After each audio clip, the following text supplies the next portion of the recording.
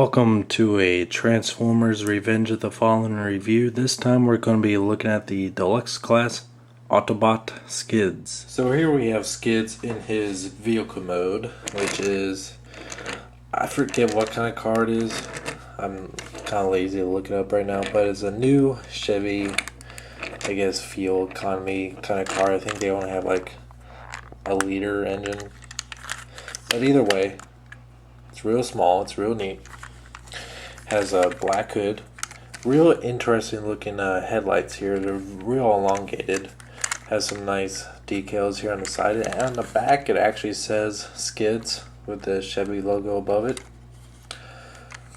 Other than that, it doesn't have any other features. The grille is real nice, especially with the Chevy symbol right there. If we compare them to movie 1 Bumblebee, it's a little bigger than it really should be. It's real tall too. You can see, so it might be a little bit out of scale, but not too bad, just because it's a little taller than it should be. Put it off to the side. But other than it might be a little bit out of scale, it is still a real neat looking car.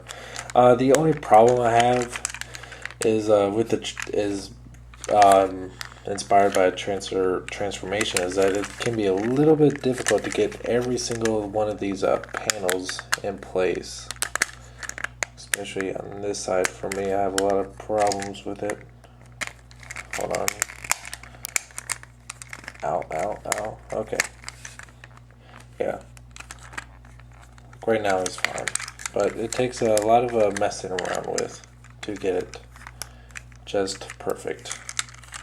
I do like the black hood too. It gives it kind of a street racer look to it, especially with the decals on it too.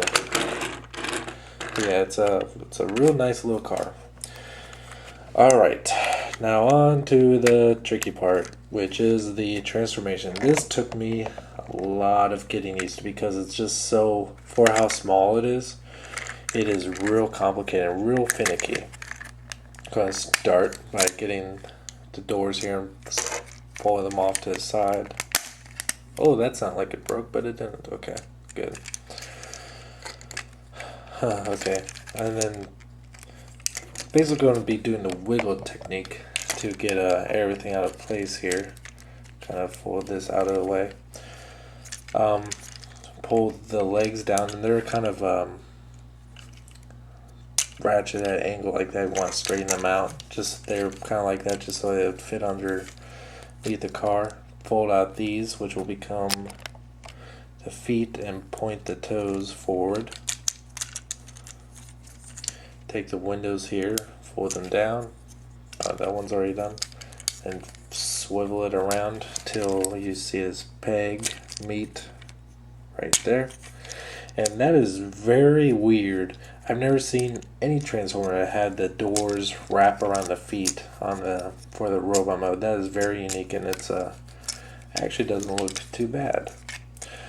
But now that you get the legs down, that's actually the easiest part, because then it gets a little bit strange. Take these sections here, pop them off to the side, and then the arms will fold out like that. Just get them extended. Try to get them out of the way, because you're going to need as much room as you can get here in a little bit. And then pull them off to the side. They were like this. Now pull them off to like that. Okay, and now you got basically in two halves like this. You want to take this top section and rotate it around. Hopefully, there you go. Then take the head here, flip it down to show his head. Then this section here is a little bit difficult too, as I've seen some people have them just trying to get it feel like you're going to break it every time, but just getting it so it'll bend, there we go, like that. And you can tuck away the hood. Then go back to the front here. Fold the chest in all the way like that. And that will allow these pegs here to plug into these holes that the arms are attached to. Okay. And then take this little piece here and that will snap into place just above the head.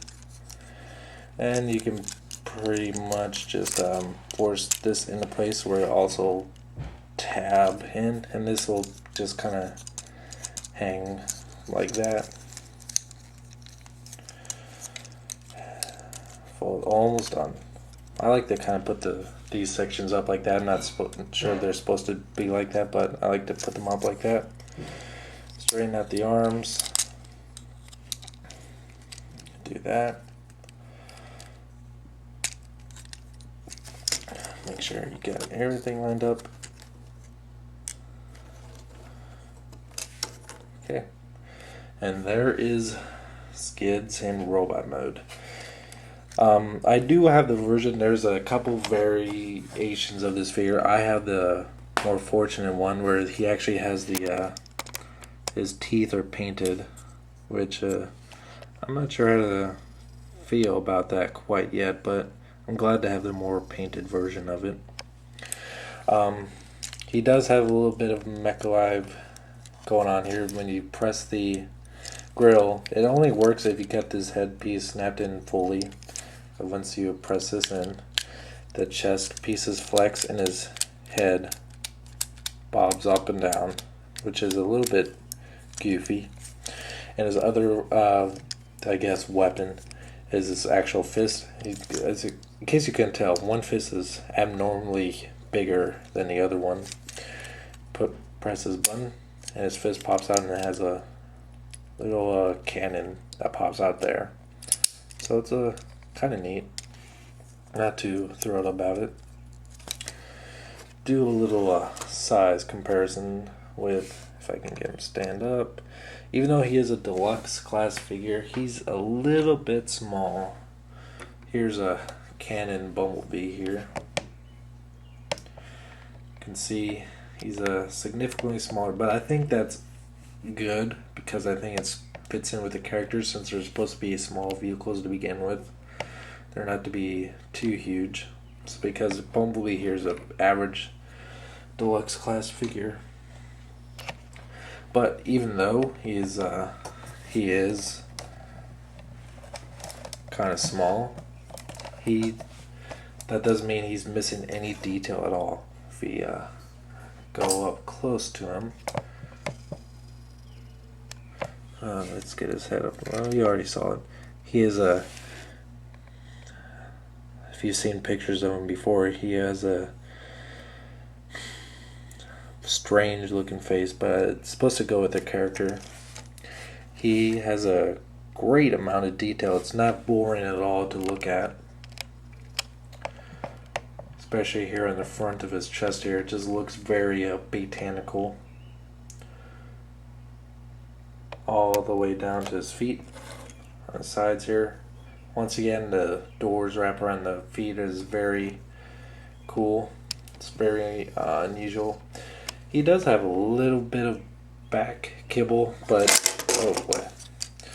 it's not too bad. All this kind of compacts upon itself, so he just has a mild amount of kibble there. The only problem I have with the design itself is this. If you look above him, you see pretty much the back of the car right there, but that's unless you're looking at him straight down, you won't really notice it or really care. But it's just one little design flaw. And he does have the Autobot logo on his crotch there. Yeah, they're trying to just make this the most awkward figure to look at, in my opinion. But still, even though it is real awkward and weird and ugly, sinfully ugly, I really like him. The transformation is real challenging, especially at first. It's kind of intimidating, but once you get the hang of it, he's really addicting to play with. Even though the design of the characters themselves get some you getting used to, I really like the design of this, and I really do think he's one of the must-haves from the line, especially once you get him and Mudflap together. They look really, really great together, and they're can just tell that they're supposed to be the comic relief of the Autobots. As far as articulation, the shoulders rotate around, both of them. They both bend at the elbow. This one doesn't have any wrist articulation, but this one does. The legs are a little bit constricted because of this back kibble here, and the legs are a little bit constricted because of the doors wrapped around. But yeah, it's still, for how chunky it looks, still does have no waist. Still has a fair amount of articulation. It's not too limited. Just about as much as you'd expect from a figure this deformed looking. But I digress. It is still a great looking figure. I highly recommend him, especially if you're going to get Mudflap. Get these two together because they look just great together. Alright, until next time. Thank you for watching.